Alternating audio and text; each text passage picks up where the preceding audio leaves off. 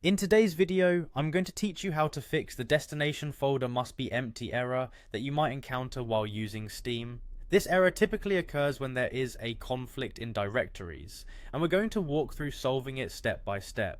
First, let's start on your desktop. Open your settings. Navigating through your settings can vary depending on your operating system, but generally you'll find it in the start menu or by clicking the gear icon if you're using Windows.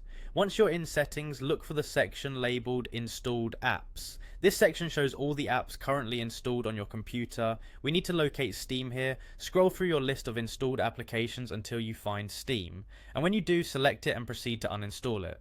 Why is this necessary? Uninstalling is crucial to ensure that all files associated with Steam are removed and we have a fresh starting point.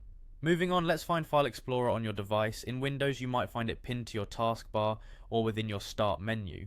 Open File Explorer and go to the View tab located at the top of the window. In the View menu, you'll find an option for hidden items. Here, we need to ensure that you're able to see all hidden files and folders, as Steam sometimes leaves files hidden from regular view. To do this, click on View and then check Hidden Items. This will show all those files and folders that are not typically visible. Next, you'll want to confirm these changes, so press Apply and then OK. With hidden files now visible, quickly look through your File Explorer to verify that our settings have been adjusted correctly. Now let's access your C drive, also known as the Windows drive. Simply open File Explorer again if it's closed, click on this PC and look for Windows C. Off the C drive, you'll navigate to Program Files.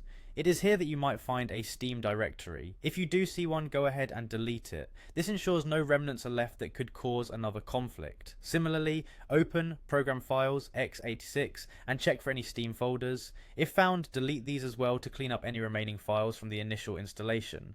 Finally, once all the previous files and folders are removed, you are now ready to reinstall Steam.